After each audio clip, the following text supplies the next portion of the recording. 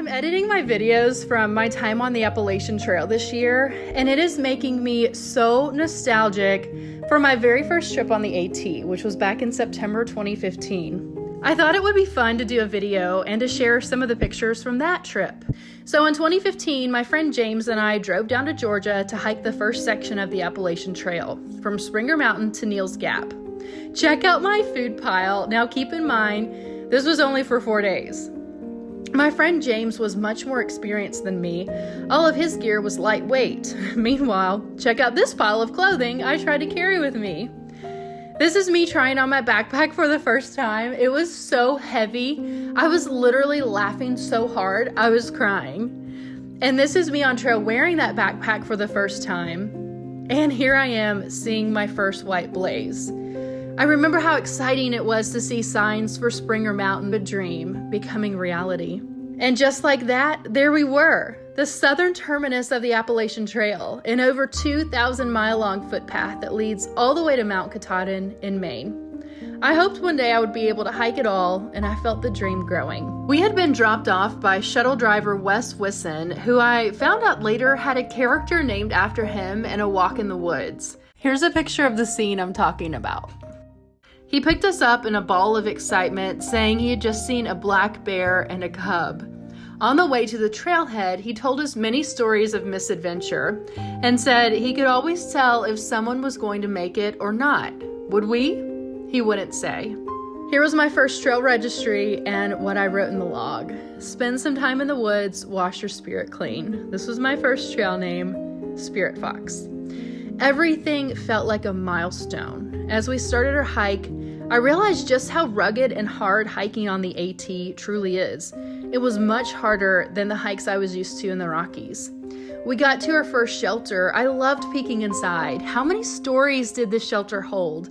All the nerves, the excitement, the camaraderie that must have been had there with people just starting out their trek to Maine. And some words of encouragement inside too. Here are the notes I took in my AWOL guide. We did 10 miles the first day, around 8 miles the second day, 10.5 the third day, and 3.5 miles to finish off our last day. The woods were beautiful and so peaceful. The weather was temperate. It was a great time to hike in September. A good thing too, because all I brought was this hammock. No bug net, no rain fly. Luckily, I did not need either. It was really fun learning to filter water from the creek and to cook backpacking meals. Even instant potatoes taste amazing in the woods. Morning coffee was a must. Here's me shaving my legs in the creek, but don't worry, I didn't use soap. After getting rained on in the second to last day, I dried my socks at the shelter fire and ended up burning them. The highlight of the trip was the hike up Blood Mountain. There's a stone shelter at the top, and I felt strong and accomplished from getting there. I ran so fast coming down the mountain, I stepped over this copperhead. It was so nice coming up to Mountain Crossings, civilization, and what a magical place it was. Cold water felt like a luxury. We said goodbye to our new friend, Locomotive, and I get ready to begin my next adventure. At this point, the second half of my big adventure began. Dad drove down to meet me, and together we drove to Amicalola Falls State Park, located in northeast Georgia. For many people, this is the start of their Appalachian Trail journey. I'd been dreaming of hiking the entire trail for quite some time, and being at the park where it started was so exciting. It made that dream feel real and tangible. Before starting our hike, we checked out the top of Amicalola Falls. It was beautiful, cascading 729 feet down, the third highest waterfall east of the Mississippi. We began the 5-mile trek up to the Linfoot Hike-In, a backcountry lodge nestled in the Chattahoochee National Forest. For 5 miles, the trail runs parallel to and then joins the 8-mile AT Approach Trail, which leads from the falls to the top of Springer Mountain, the southern terminus of the Appalachian Trail. From there begins the Georgia portion of the famous hiking trail that goes all the way to Maine. On the hike-in trail, we saw many mountain laurel and rhododendron plants, neither of which were blooming in September, but we did see a few blooms and some interesting plants and even some somewhat intimidating wildlife. The trail was strenuous, to say the least. It was pretty much uphill the entire way. We finally made it to this beautiful, magical lodge in the middle of the forest. We spent the rest of the afternoon exploring and taking a tour of the lodge.